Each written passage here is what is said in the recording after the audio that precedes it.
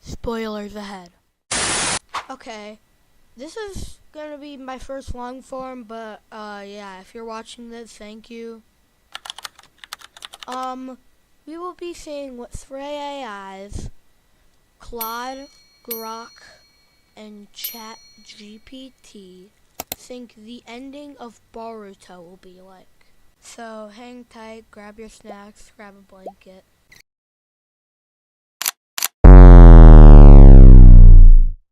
Divine Tree Arc, current.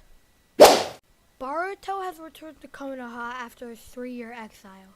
The Shinju, Jura, Hidari, Mamushu, and others are the immediate threat. Mamushu's clone invasion of the Leaf just concluded, and Code remains lurking in the shadows.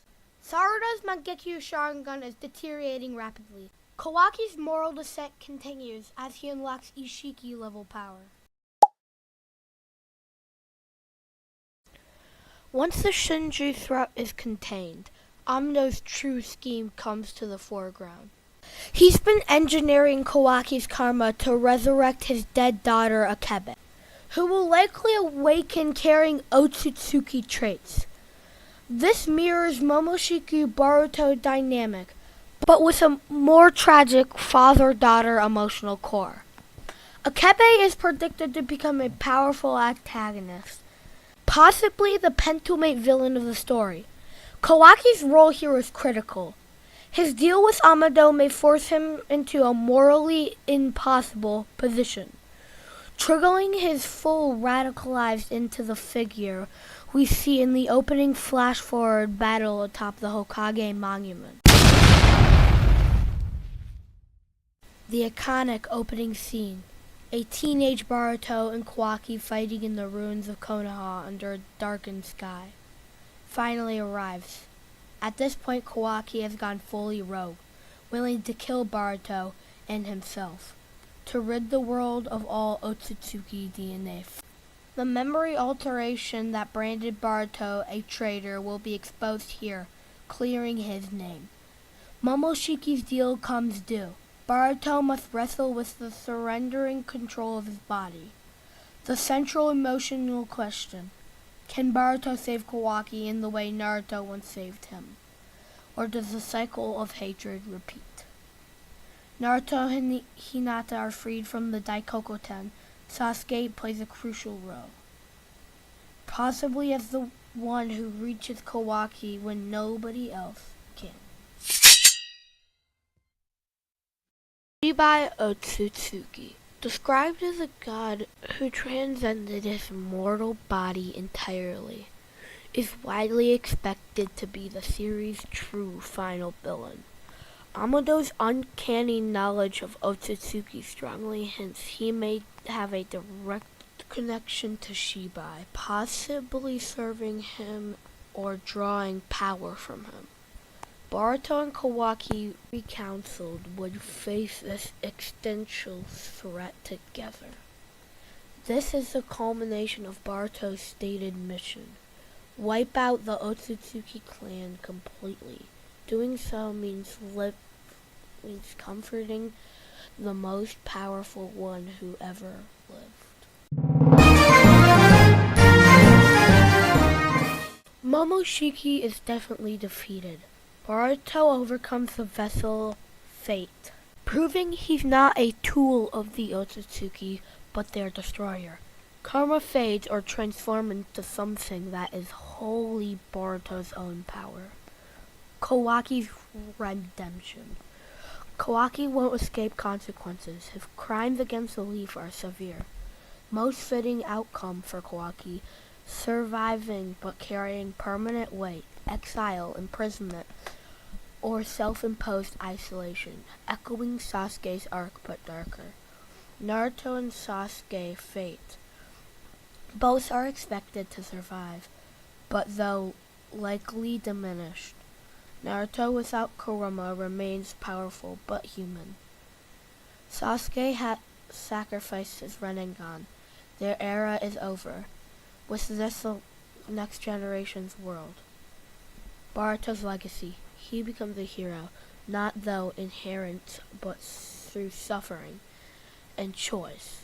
Unlike his father, he earns recognition through exile and sacrifice. The final image is likely Boruto, not a Hokage, but something new. Okay, I kind of didn't explain this in the beginning, and I'm kind of sorry for that, but we're gonna be putting this on a tier list, so like, I'll tier list this one from F to S. Okay. Well, I put Claude in C because it didn't really show the ending of any fights. It just said that the fights happened. But overall, I think it wrapped up the story nicely. So, yeah. C tier.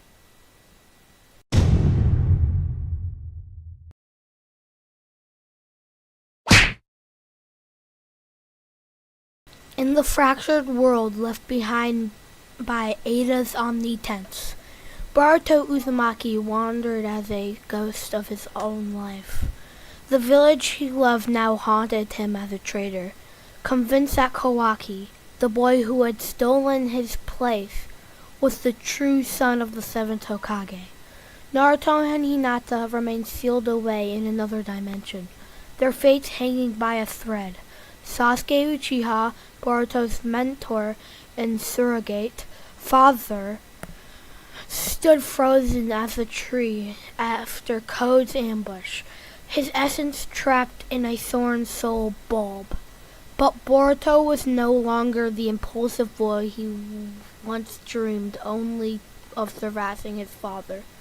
Training in secret by Sasuke and guided only by the Engi magnet Kashin Koji, he had returned stronger, wielding the devastating Rasengan Uzunoko, and a calm resolve forged his exile, with allies like Sarada and Himawari, who now carried a reborn fragment of Kuruma's powers and prepared for the storm. The storm breaks, the Shinju Wars. The first battle came swiftly. The divine trees, the involved Shinju born from Code's 10 tails, had taken humanoid form with their own desires. Jura, the strongest, hungered for Naruto's powers. Hidari, a twisted echo of Sasuke, fixated on Sarada. Mamushu targeted Ada in a blizzard. Obsessive pursuit. In Konoha, chaos erupted as Mamushu's clones swarmed the village. Himawari, still experienced but brave, unleashed Bijou bombs alongside Shikadai and Chojo. Sarada pushed her Mangekyo Sharingan to its limits, her vision blurring from overuse as she protected her friends. Boruto clashed with the threats from the shadows, coordinating with Koji, whose prescience revealed glimpses of fractured futures, warnings that every intervention seemed to twist destiny into a new, dangerous shape. One by one, a lesser Shinju fell. Mamushu's arc ended in a hard-fought victory for the young Leaf Ninjas. Boruto retrieved critical Thorn Soul bulbs, inching closer to freeing Sasuke. Yet each win carried a cost. Political tension rose in the village as elders questioned Shikamaru's leadership, and Code worked in the background, his power growing with dramatic new form, burning grudge.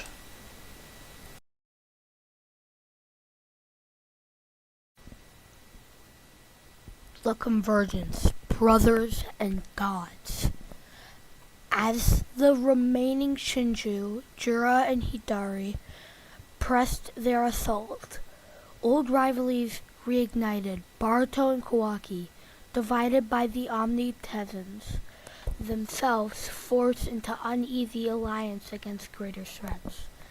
The ideologic clash, Boruto's belief in breaking cycles of hatred versus Kawaki's ruthless protection of a perfect place, boiled over into a fierce duel.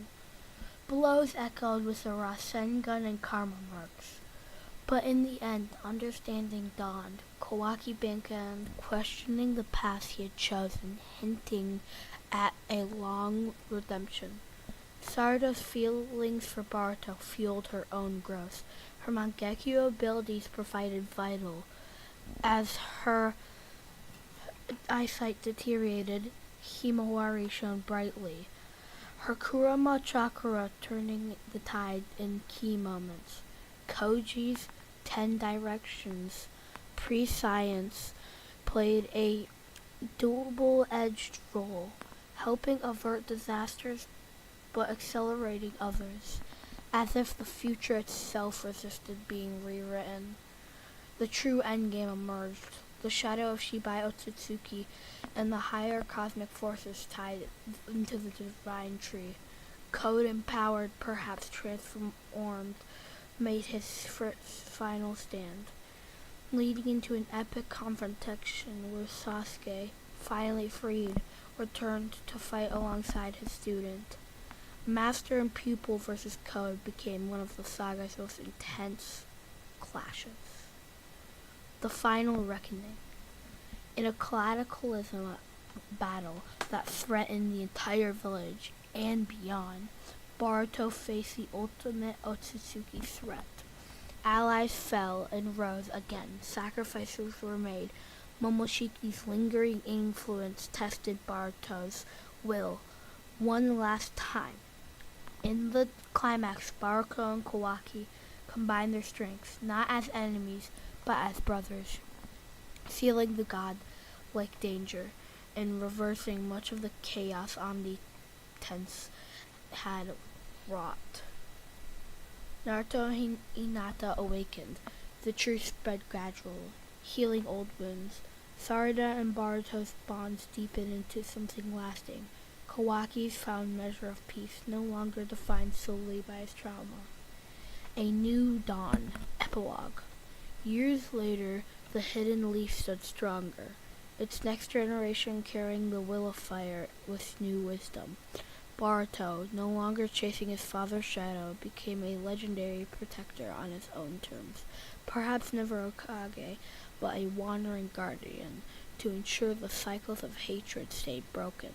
Sarada led with vision and strength. Himawari brought joy and power. Even Kawaki stood among them, changed. The story that began with two boys under the same roof ended with them forging a better future together. Hello, this is future me. Yeah, he's put it in B. It's better. No, please don't kill me. No. Well, no, that guy is taken out. You. The mush. Anyways, time for...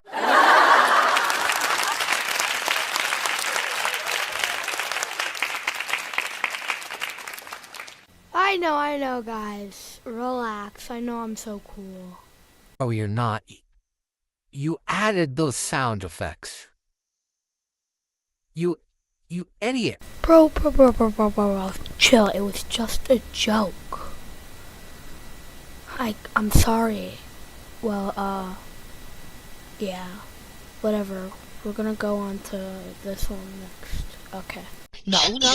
What did I say to you? I'm taking over. Okay. Let's go right into it. ChatGPT, let's go. The big one that's been waiting for. Arc 1. The world begins to break. The village was already burning by the time anyone understood that the war had truly begun. Not from invasion, not from hatred, not from fear. No. No.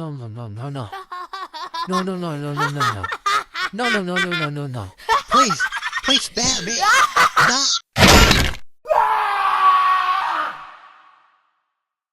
Anyways, as that guy was saying, he was kind of mean. I'm back, by the way.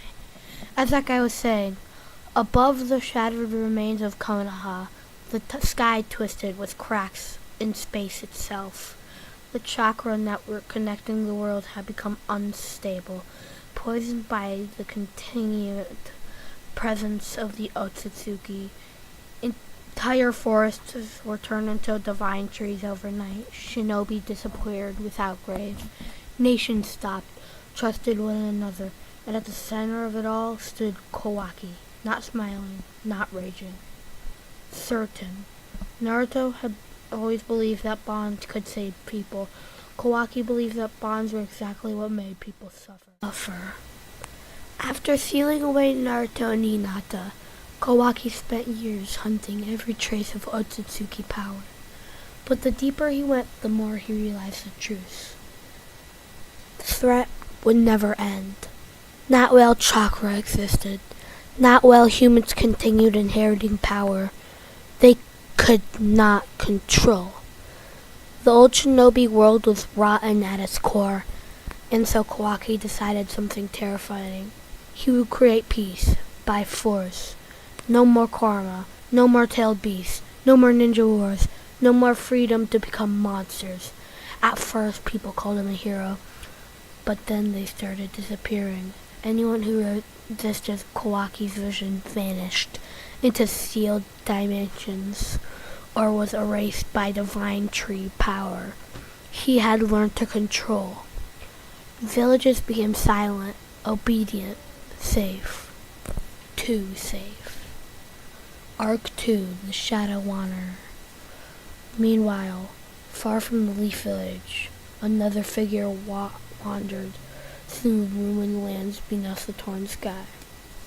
Boruto Uzumaki had become a ghost. The boy that had once hated becoming compared to Naruto now carried something much heavier, the burden of being mistaken for a monster. Even after the truth about Kawaki began to unravel, Boruto never fully regained what he lost. Too much time had passed. Too much blood had been spilled. But he kept moving anyways, just like Sasuke once had. Only now, he wasn't running from the bonds, he was protecting them. Besides him, traveled his final teachings of Sasuke Uchiha, memories, techniques, in a sword worn down by years of war. Because Sasuke was gone. He had died buying Boruto time during the first collapse of Konoha. His final act had not been defeating an enemy, but entrusting the future to the student, who reminded him most of himself. Protecting Sarada, he had said, and Boruto never forgot. Arc 3, The Last Hope. Back in the rebuilt underground shelters beneath the Leaf, Sarada Uchiha stood before the remaining shinobi forces, wearing the cloak of acting Hokage. She had inherited Naruto's dream and Sasuke's loneliness all at once, but feared Boruto. Some blamed Kawaki, but Sarada still believed both could be saved. That belief became the final spark of resistance. As divine trees spread across nations, the truth about the Otsutsuki finally emerged. They never had simply been conquerors. They were survivors of a dead cosmic civilization, endlessly consuming worlds because evolution was all they had left. Godhood through emptiness, power without connection. Boruto realized something horrifying. Kawaki was beginning to think exactly like them. Arc 4, The Battle Beneath Broken Faces. The final battle happened where the story began, the destroyed ruins of Konoha. Broken stone faces stared down at the two boys standing among them, the ashes of Naruto's era. Kawaki spoke first. You still do not understand. As long as people cling to each other, they'll create suffering. Boruto tightened Sasuke's sword in his hand. And being alone fixes that? Space shattered around them as karma markings began spreading across their bodies. The fight was beyond any shinobi history had ever seen. Entire dimensions folded into one another. Fragments of moon collapsed from the sky. Kawaki fought like someone trying to erase destiny itself. But Boruto fought for something simpler. Not the village, not the system, not even history. He fought for people. Every lesson Naruto had ever lived for. The battle ending not when Boruto overpowered Kawaki, but when Kawaki hesitated, because Naruto returned, freed from timeless seal at last. Naruto saw the ruined world his sons had inherited. He saw Kawaki trembling beneath all his rage. Still, just a terrified child, desperate not to lose the first family he had ever known. And Naruto did what he always did. He reached out his hand.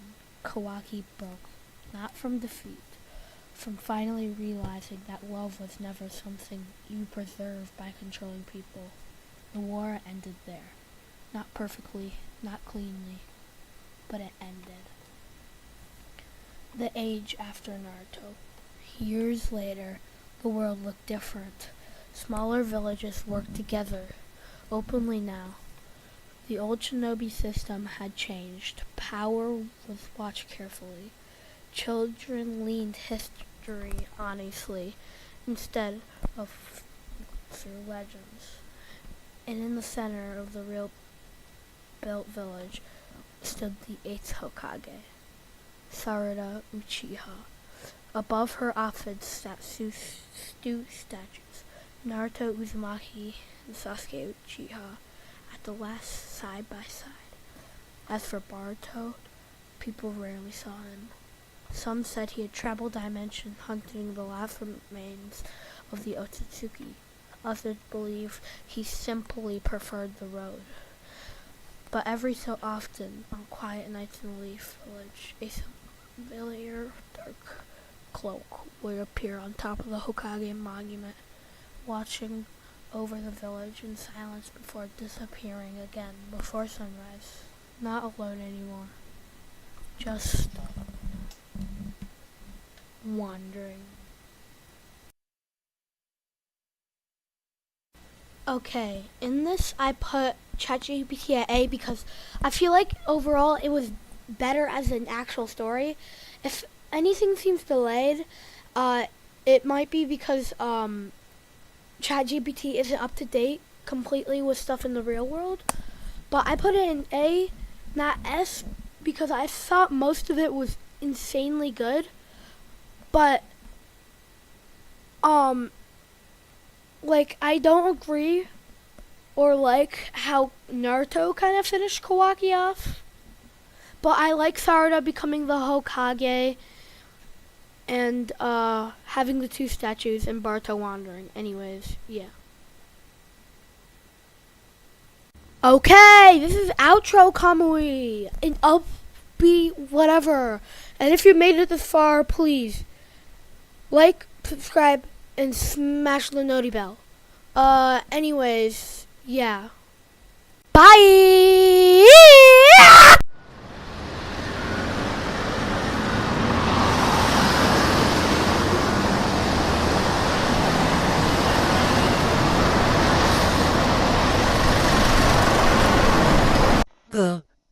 If you made it, if you made it this far, comment I'm alive.